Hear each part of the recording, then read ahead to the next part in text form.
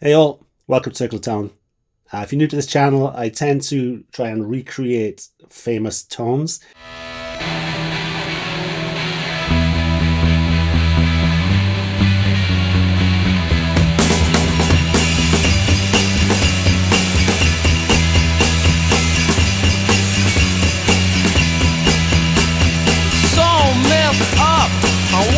So why didn't I ever tackle Eddie Van Halen? It's basically because it drove me insane. Here is a receipt of a Fender Twin from the 70s that I bought from Guitar Center.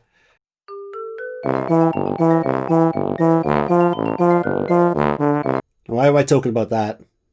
Well, in that combo are the famous JBL speakers that he reportedly mixed in with the greenbacks or blackbacks. Straight off the bat, you need specific things for this tone, otherwise you're not going to get it. And it gets worse. It's so hard to get his tone. Just take his guitar, Franken guitar. It's a weird body, a aftermarket neck, a pickup from a Gibson, like a PAF pickup. Is a really nice pickup. That has a lot to do with the sound. That's why I'm holding the Gibson now, because the closest thing I have is a T-top, a late 60s T-top. And here is the guitar that I used, Les Paul, with the old pickups. But if you want to get super nerdy, I believe that he used the Ibanez Destroyer, so that would have been a different pickup. So this is kind of like a cross between both guitars. Produced Like a Pro did an amazing video where they actually got this information is fantastic. They have notes from the session, so they have all the mics. But he was recreating Van Halen 1, the first album. But those notes, because I'm an idiot, but I zoomed in on the notes. Here they are. Here are the notes. That's the wrong year. So that would have been Van Halen 2. And Van Halen 2, I don't like the tone of as much as on Van Halen 1. Did he use the variac? Did he use the other secret weapon? The producer for the first album said that he only used about 4 mics on the drums. And on the notes for that one, there's like 1,000 mics. So they went full Hollywood because they had a big hit with the first one. They had microphones on the backs of every drum. You know what I mean? So SM57s everywhere. It's pretty funny. So those guitar notes of the two different speakers, being the upper and the lower, being mic'd up, may not have even been done like that on Van Halen 1.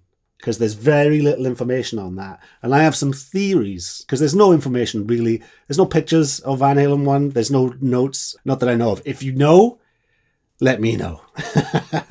So these are the reasons why. I mean, Guitar Center cancelled my order for that speaker, so I can't even find out for myself.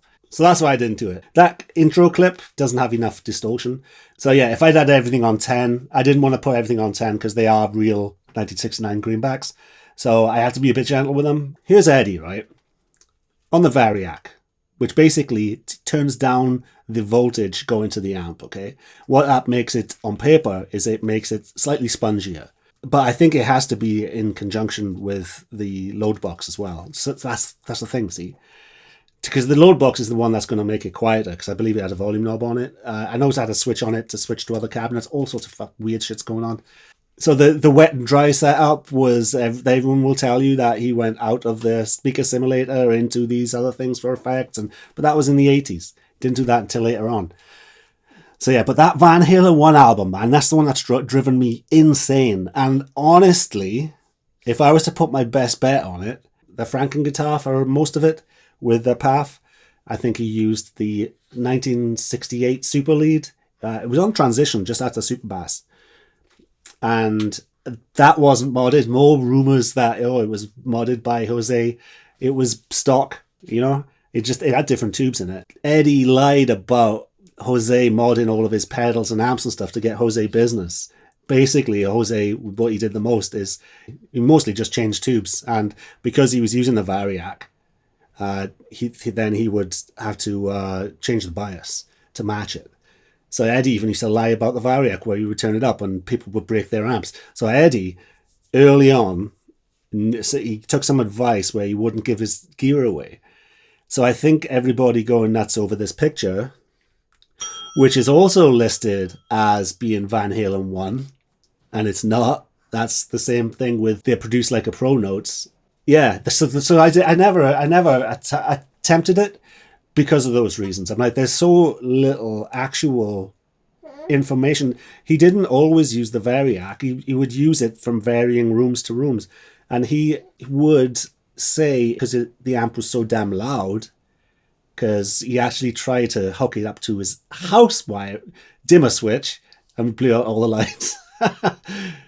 so to get that sound, what he was after, when you do this and you keep playing, it has like a satisfying noise as the power drains. So that is what he was really after. And then between the variac and the speaker simulators and the things like that, he would kind of get halfway through that. What are you doing, baby? What are you doing? Ha ha ha ha ha. So, and what's funny is that Van Halen 2 album, I don't like the guitar sound on it as much as the Van Halen 1 album. And most of the information that flies around about Van Halen's tone is from that second album, where the tone gets a bit gnarlier. And I'm only interested in Van Halen 1 when it comes to the tone, because I think it's just beautiful. And let's talk about that. Let's talk about what I think it is, okay? I don't believe he used the power soaks and the variacs on the album.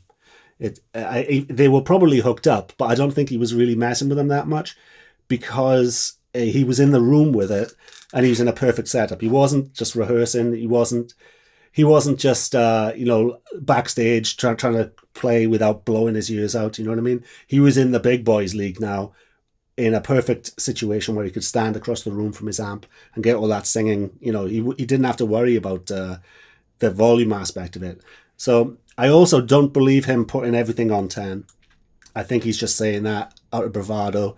I don't believe that. I think he would have had most of them on 10, but then he would finesse that then with an EQ.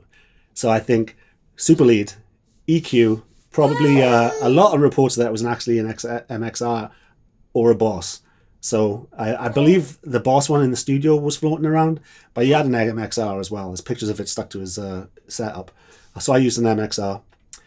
And it's either a black back or a green back. I've done both, and it sounds more like a green back to my ears. A very late 25 watt green back. And I'm not convinced the JBL is actually on Van Halen 1. I think that was Van Halen 2 or beyond that. So I'm not convinced of a lot of the information that is out there when it comes to that Van Halen 1. And if anybody can give me direct quotes from the producer, what? If anyone can give me direct quotes from the producer, from Eddie, you can't trust direct quotes from Eddie, because over the years his story's changed. So yeah, so that's why I didn't attempt it. But even though, I did an intro with it, and it sounded pretty close. But the big one that I just missed out was the reverb. It wasn't a reverb unit. It actually went underneath the studio. So the signal, I believe it was even reamped. It wasn't even live, taken to this chamber. It's literally a chamber of secrets. You have a room, I think it's a tiled room maybe, but something that really echoes. And then you have a big speaker in there which pipes the guitars into it. And then it's picked up with microphones at the opposite end. So you hear all that cacophonous reverberation that's floating around.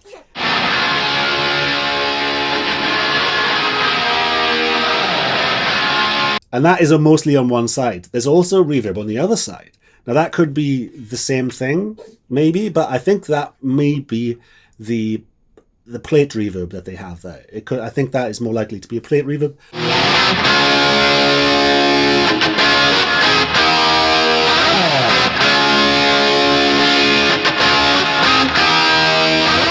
I'm speculating, because that's what all I've been doing on this. Because like some roadie said that it was only one speaker and one microphone on the first one. And I'm like, I kind of half believe that, because it was so stripped down, like full mics on the drums. So yeah, if you can send me direct links of people that were there, not I heard this or Guitar Magazine interview of Eddie, where he just like tells you a bit of everything. I guess, yeah, just prove it for me, what was used on that. Was it the identical? Did they have the whole bomb and everything set up like in the Van Halen 2 picture? Or... This is an amazing picture, by the way. Check this out. It just lists everything that you see in that room. And I love it.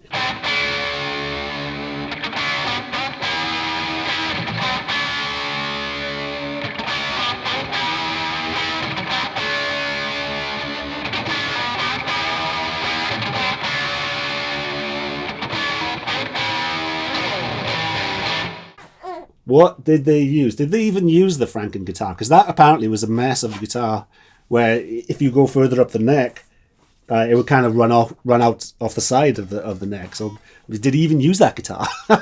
I kind of believe he does because I can hear a PA. There could have been 1,000 things. I've also heard a rumor that he had the wrong volume knob, like a 1K volume knob instead of a 250, 300, or 500, and that would make it bright as fuck. So maybe that's what it is, because he was kind of winging everything that he did. It was great. He was a huge tinkerer. So, and things that worry me, like you said, it's so loud, but then you'd use a variac. The variac isn't really going to turn the volume down that much, you know? So that's why I think there's a speaker soak in there as well. That'll do that. Will do that. What? So yeah, so I keep on going down these rabbit holes, and then you finally think, oh, there's the sheet that did it, but then I look closer and the date is off. I'm like, that's part of the fun though, right?